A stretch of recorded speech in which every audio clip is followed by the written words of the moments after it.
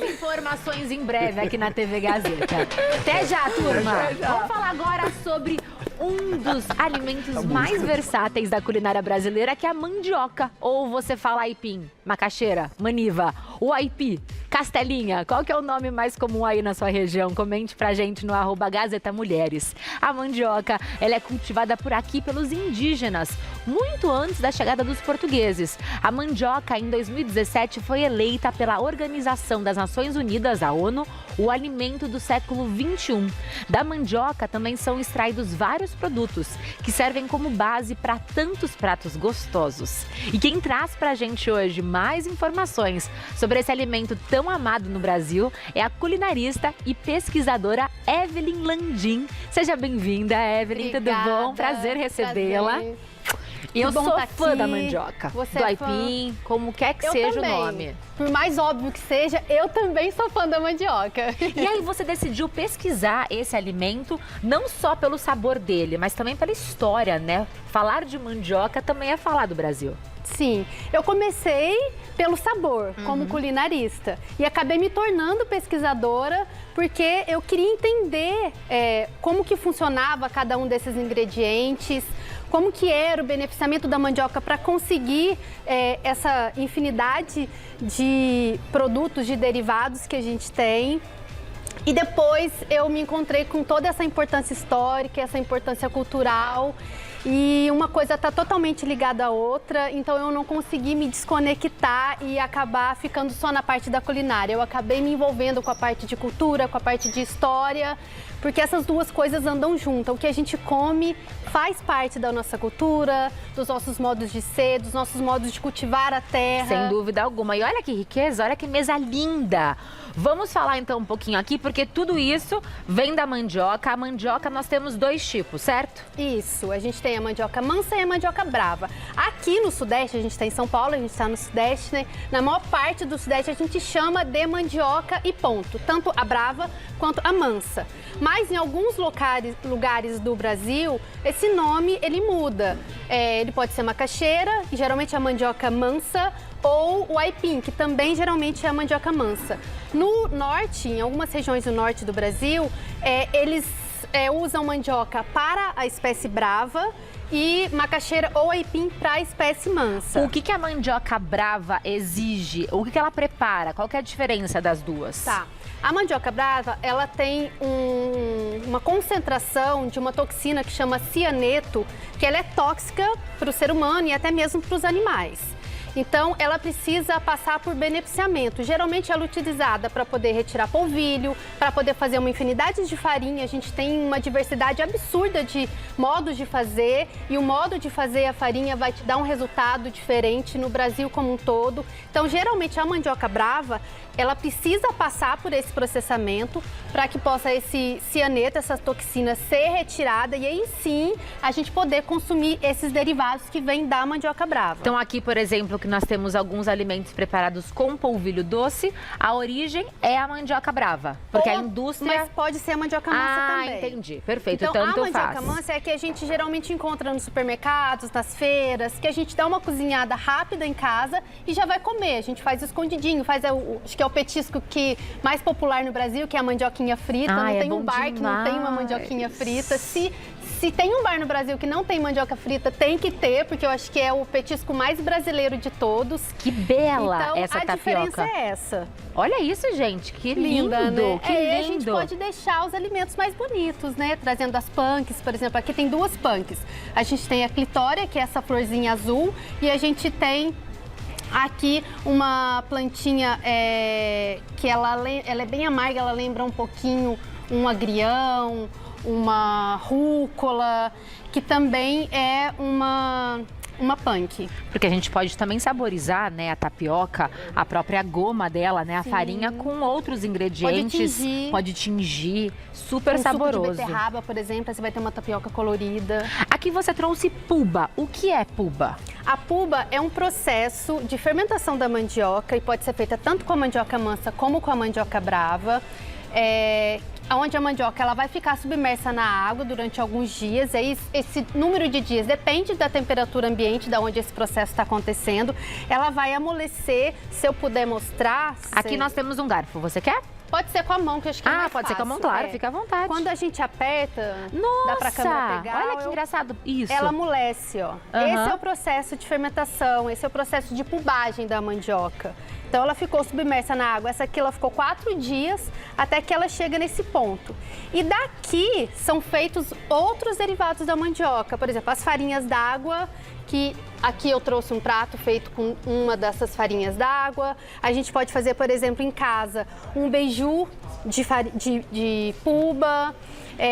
Tem uma infinidade tem a carimã, que é um outro tipo de farinha que é feito com a mandioca depois de pubada. Então, é um beneficiamento para que outros derivados da mandioca venham depois. Você tem ideia em números de quantos derivados a gente consegue extrair da mandioca? Porque, olha, nessa conversa, em poucos minutos, você citou tantos. Sim. Só se a gente for focar só em farinhas, no Brasil, o modo de fazer, a gente já tem uma diversidade tão grande. Por isso que é tão difícil catalogar os tipos de farinha de mandioca que a gente encontra no Brasil. Porque, às vezes, uma mistura... Uma farinha d'água, por exemplo, que é feita da mandioca pubada. A farinha d'água de Bragança, que é essa aqui, ela vai ter uma porcentagem de mandioca que foi pubada e de mandioca que não foi pubada. Uma outra farinha feita em outro local vai ter uma outra porcentagem dessa mistura. Tem locais que não fazem a mistura, é só a mandioca pubada. Então, isso traz uma diversidade muito grande de sabor, de textura, de cor. Se vai usar a mandioca branca, se vai usar a mandioca amarela. Que riqueza, muito especial. E aqui você trouxe o tucupi também. O que seria o tucupi, tanto o tradicional como o preto? Tá, o tucupi também é um processo de fermentação da mandioca. Então, é extraído o líquido, a mandioca ela é ralada, ou às vezes ela é pubada e ela é prensada. Historicamente, usa-se o tipiti, que é uma prensa indígena, mas hoje, depois dos processos de colonização, da vinda das tecnologias dos colonizadores, tem muitas localidades que usam prensas já, mais mecanizadas. Esse líquido ele é extraído, depois ele é deixado um tempo descansando, vai separar a goma que vai decantar no final e o líquido que vai ficar sobrenadante por cima. Esse líquido ele é transferido para uma outra vasilha, ele vai fermentar, depois ele vai ser cozido por alguns dias, misturado com alguns temperos específicos, e a gente vai ter o tucupi, que é esse aqui, é um tucupi amarelo. Geralmente é feito com a mandioca amarela. E o tucupi preto é uma cocção mais longa, então são dias cozinhando esse caldo amarelo. Ele concentra umami, ele concentra sabor, ele concentra açúcares, por isso que ele vai escurecendo também. Os açúcares vão caramelizando ali dentro. E aí você vai ter um tucupi que ele é mais potente. Tem algumas pessoas que diluem esse tucupi com um pouquinho de água e usam como se fosse um shoyu brasileiro, porque ele é riquíssimo, riquíssimo em umami. Lembra muito o shoyu mesmo. É verdade que a gente consegue cultivar mandioca com muita facilidade, mesmo em terrenos não muito férteis? Sim. Você falou na chamada sobre a mandioca ter sido reconhecida e apontada pela ONU como alimento do século XXI. Isso tem muitos porquês. Um dos porquês é essa questão da facilidade de se cultivar a mandioca. Ela é um cultivar que é muito adaptável a terrenos com solos diferentes, com climas diferentes. Dizem que mandioca só jogar na terra ela dá, né? Tem esse ditado. Então, realmente é uma raiz que ela possibilita você cultivar em lugares diferentes e ela dá muita fartura. Você faz uma maniva pequenininha, você colhe quilos de mandioca. Então, essa questão do alimento do século XXI é tanto pelo motivo ambiental, porque a gente está passando por um processo de emergência climática, com uma dificuldade muito grande de muitos cultivares se manterem por conta de toda essa interferência climática que está acontecendo. Então você tem uma planta que ela é resistente até uma certa medida também, né? E você também tem essa produção em quantidade que torna ela também um alimento de subsistência, um alimento que para uma pessoa que está passando fome, tanto que existem pesquisas já que trazem que principalmente as farinhas, eu gosto de falar no plural porque são muitas, as farinhas de mandioca, elas são um alimento de base alimentar. Então, que pessoas que estão num grau de insegurança gravíssima, a farinha de mandioca, ela está ali sempre presente, nem que seja misturado com uma água para matar a fome. Não é que ela seja extremamente nutritiva e que se você comer só farinha de mandioca com água, você vai estar nutrido, mas mata a fome. Sim, ela tira você desse risco, né, iminente. E com ela a gente faz essa variedade gigantesca de alimentos. A tapioca caiu muito, né, no nosso paladar, no nosso gosto de uns anos para cá. Antes era algo regional, hoje o Brasil inteiro gosta, quiçá o mundo.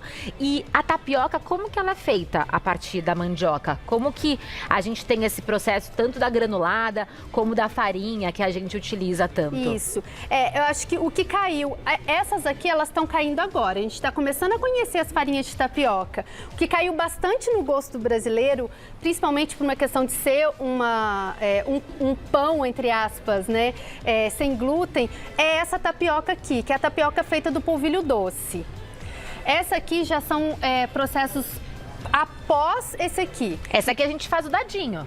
Essa aqui a gente faz o dadinho. Essa aqui, ó. Ela é mais dura. Se você pegar, você vai ver dadinho. que ela é bem durinha. E essa a gente faz o quê? Essa aqui é um isoporzinho. É como se fosse um cereal. Olha que cereal matinal. matinal. Seria pra isso mesmo? Em Belém, Pode experimentar? Pode. Em Belém, em algumas regiões, região norte, ela gruda um pouco. Eles usam em cima do açaí.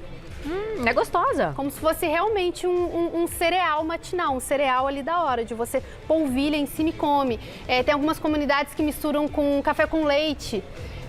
Aí é tanto essa quanto essa. E come aquilo ali como um lanche da tarde. Então, realmente, essa diversidade está distribuída no país todo e cada local do país vai ter uma referência, um afeto maior com algum tipo de derivado da mandioca. E nunca é só uma farinha, né? Porque a partir dela a gente consegue preparar inúmeros acompanhamentos, pratos principais. Essa aqui você utilizou a farinha bijuzada. Isso. Como que é essa farinha? Aqui você fez uma farofinha? Isso, é uma farofinha com castanha de caju, para ser bem brasileira, mandioca, castanha de caju, uma manteiguinha.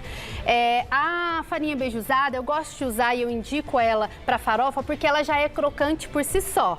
Se você pegar um pedacinho e colocar na boca, você já vai ver que ela já tem uma crocância. Ela já tem, parece que você já passou na manteiga. Ela já tem uma crocância. Então, quando você quer fazer uma farofa mais crocante, mais seca, eu acho ela, das farinhas de mandioca, a ideal, a perfeita, sim. Parece que você aqui colocou manteiga, né? Pra dar uma torradinha, só que não, é só ela. É só ela, é só o amido. O processo de fazer é diferente desse, é diferente desse. Então, é aquilo que eu te falei. Cada método de fazer, de trabalhar com a mandioca, vai ofertar pra gente um derivado diferente. E hoje a indústria faz, mas todos esses processos, eles podem também ser feitos de forma caseira? Alguns deles podem ser feitos de forma caseira, a gente pensando na nossa casa na cidade. Porque quando a gente pensa uma casa no campo, não, eu tô pensando uma casa no campo, de farinha, na origem mesmo da mandioca. Não, todos eles podem ser feitos em casa, todos eles são feitos em casa. A origem de cada um desses derivados da mandioca que está aqui é dos povos originários do Brasil. E eles não tinham fábrica. Então, a gente bebe da fonte deles, né? Industrializou um pouco, mas ainda tem muitas casas de farinha no Brasil que fazem farinhas de diferentes tipos, com uma diversidade gigantesca, com um método mais tradicional, com um método mais originário. Sim. O que você fez aqui é um bolinho? É um bolo de coco com farinha de raspa. Essa farinha, ela mora no meu coração. Farinha de raspa? Essa eu nunca ouvi falar. Isso, posso partir? Pode experimentar se quiser. Com certeza. Olha a macieza ela desse é uma farinha que ela substitui o trigo em muitos preparos lindamente. Ela não tem glúten, porque é só mandioca desidratada e moída. Nossa, que diferente. Isso. E infelizmente, é uma farinha que caiu no desuso no Brasil. Até os anos 70, era obrigatório, até os anos de 1970, era obrigatório que toda a farinha de trigo que chegasse no Brasil fosse acrescida até 30% de farinha de raspa. porque a farinha de trigo era cara, era difícil de trazer para cá. Então, para dar mais volume, para ficar um pouco mais acessível, tinha essa mistura com a farinha de raspa. Infelizmente, com o lobby do trigo, essa obrigatoriedade ela caiu e hoje a gente não tem mais essa produção de farinha. Ela foi caindo Nossa, no é muito desuso. saboroso porque ela tem essa liga, né? Acho que a gente consegue pra fazer ver. Bolo, ela tem biscoito. Um puxa, tá vendo? Que é diferente do trigo mesmo. Sim, sim. É uma outra textura que ela Você entrega. substitui, mas não vai ficar a mesma coisa porque realmente é outra estrutura de farinha. Estrutura, mas não muito vai ficar saborosa. Igual. Tem algumas comunidades que já estão querendo fazer, voltar, estudando uma forma de colocar isso no mercado. E eu quero muito que isso aconteça, porque meu sonho é a gente ter acesso a essa farinha no Brasil todo, assim, no mercado, para que a gente possa até fomentar mais a produção de mandioca no Brasil, porque o Brasil hoje ele é o 5º maior produtor de mandioca. Então, é uma raiz que é nossa, ela foi domesticada, ela foi desenvolvida pelos povos originários aqui do nosso território, antes da colonização. Tudo indica que a domesticação da mandioca aconteceu há aproximadamente 9 ou 10 mil anos atrás, então é muito tempo. E eu acho que é muito importante a gente fomentar essa produção da mandioca de novo aqui, que é um alimento que é nosso. É nossa, mas não somos os maiores produtores, né? Então esse resgate é importante. A Evelyn escreveu um livro falando mais sobre essa raiz, a raiz que nos fez nação. Muito bonito, e você encontra mais informações sobre o trabalho da Evelyn e também sobre esse livro no @Evelyn Landim. Evelyn com Y e M, Landim também com M no final. Muito obrigada, Evelyn. Que aula, também. viu? Foi um prazer conhecer. Obrigada Ela volta.